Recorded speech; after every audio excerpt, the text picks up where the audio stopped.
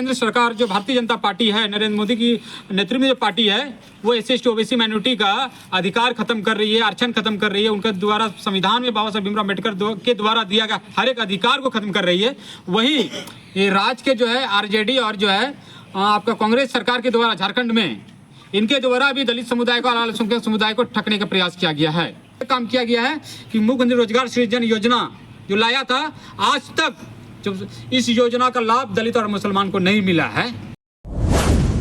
आज हम लोग प्रेस कॉन्फ्रेंस का मुख्य विषय ये है, और सबसे पहले तहे दिल से हृदय से आभार करते हैं हमारे राष्ट्रीय अध्यक्ष आजाद समाज पार्टी सांसद नगीना के चंद्रशेखर भैया को, कि उन्होंने गोड्डा जैसे सामान्य सीट पर हम जैसे युवा संघर्षकारी छात्र को प्रत्याशी बनाया है।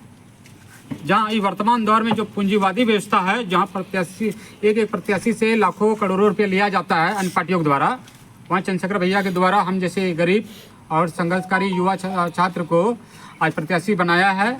इसके लिए हम तहे दिल से आभार प्रकट करते हैं। साथ ही साथियों, आप सभी को मालूम होगा कि आने वाले समय में 20 नवंबर को मतदान होना है गोड्डा विधानसभा के लिए। ये मतदान इसलिए महत्वपूर्ण है क्योंकि इसमें दलित, पिछड़ा, अल्पसंख्यक समुदाय को, आदिवासी समुदाय का अस्तित्व की लड़ाई है। क्योंकि एक तरफ से केंद्र सरकार जो भारतीय जनता पार्टी है, नरेंद्र मोदी की नेतृत्व में जो पार्टी है, वो SC OBC माइनॉरिटी का अधिकार खत्म कर रही है, आरक्षण खत्म कर रही है। उनके द्वारा संविधान में बाबा साहब भीमराव अम्बेडकर के द्वारा दिया गया हर एक अधिकार को खत्म कर रही है। वहीं ये राज्य के जो है RJD और जो है आपका कांग्रेस सरकार के द्वारा झारखंड में इनके द्वारा भी दलित समुदाय को और अल्पसंख्यक समुदाय को ठगने का प्रयास किया गया है। आप देखिए कि दलित समुदाय का आरक्षण काट लिया गया चौकीदार में, मनरेगा में, सिविल कोर्ट में। आपका जो है दलित समुदाय का छात्रवृत्ति काट लिया गया है। अल्पसंख्यक समुदाय को आप माइनॉरिटी प्रोटेक्शन एक्ट, पब्लिशिंग कानून लाने की बात किया था, वो नहीं किया है। और सबसे बड़ी बात यह है कि अल्पसंख्यक समुदाय को, दलित समुदाय को ठगने के लिए काम किया गया है कि मुख्यमंत्री रोजगार सृजन योजना जो लाया था, आज तक जो इस योजना का लाभ दलित और मुसलमान को नहीं मिला है। आज भी कब्रिस्तान जो है गोड्डा के असनबनी, जो रहमतनगर कहा जाता है, उसमें आज भी हम लोग सारा हमारा पार्टी के जिला अध्यक्ष तालिब अंसारी के द्वारा उनको पारित किया गया था। उनको बार बार अपील किया गया था कि हमारा जो कब्रिस्तान जो है बहुत जर्जर हालत में है। लेटर दिया गया, लेटर जबरदस्ती हम लोग फॉरवर्ड भी करवाए दौड़ धूप के। लेकिन आज जो है इसका अल्पसंख्यक जो कल्याण मंत्री है या उस संबंधित विभाग के लोग आज भी उस कब्रिस्तान को नहीं बना पाया। साल भर पहले की बात है। तो इसलिए आज देश में, राज्य में और गोड्डा विधानसभा में हम लोग को ये जरूरी आ गया, दलित और मुसलमान, पिछड़ा, आदिवासी समुदाय को, कि आज हम लोग एकजुट होकर हम लोग मतदान करें। और मतदान करें अपने किस लिए? शिक्षा के लिए, रोजगार के लिए, समाज की सुरक्षा के लिए, ताकि हमारे समाज सुरक्षित हो सके। कोई भाजपा को हराने के नाम पे वोट लेता है, कोई जो है RJD को हराने के नाम पे वोट लेता है। लेकिन इस बार ये जो चुनाव होने जा रही है, ये दोनों पार्टियों को हराएगा और इसमें आजाद समाज पार्टी इसमें भारी संख्या में जीत हासिल करेगा। किस पार्टी ने ठगने का कार्य किया है? आपने जो बोला, किस पार्टी ने ठगने का कार्य किया? राज्य में कौन पार्टी है? आपका महागठबंधन है।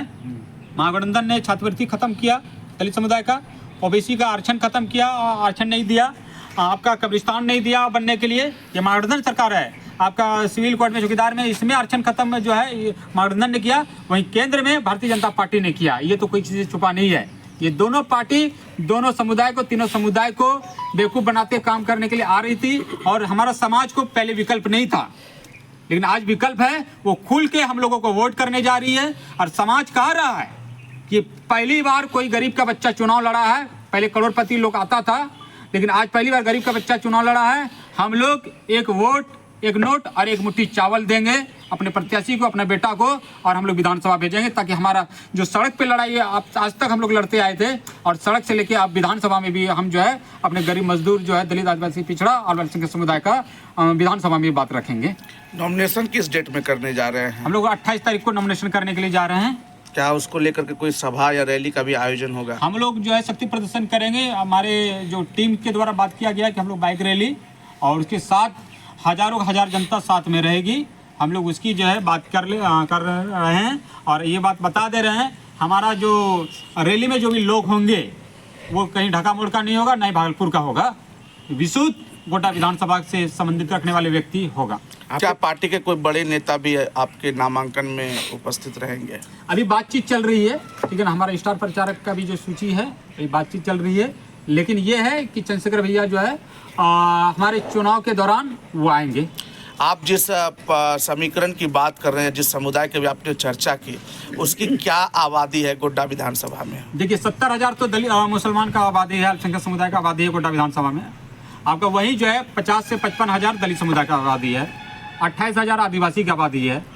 तो ये तीनों समुदाय मिल जा रहा है और ओबीसी भी हमारे साथ आ जा रहा है, तो ये सीट झारखंड में सबसे ज़्यादा वोट से हम लोग जीतेंगे। और इसके लिए हमारी पूरी समाज, हमारा पूरा टीम और हर कम्युनिटी बढ़ चढ़कर साथ ले रहा है और बोल रहा है कि हम एक वोट एक नोट और खाने के लिए एक चावल देंगे, ताकि गरीब के बच्चा जो है चुनाव जीतेगा। जो ये लोग नैरेटिव तैयार किया है कि अमीर व्यक्ति ही चुनाव लड़ सकता है, आपके पास अगर करोड़ रुपया है तभी आप चुनाव लड़िएगा, ये नैरेटिव को तोड़ने के लिए हमारा समाज आज खड़ा है। और ये फुटबॉल का दो टीम है, कभी ये इसको हराने के लिए वोट करने के लिए मांगता है, कोई उसको हराने के लिए।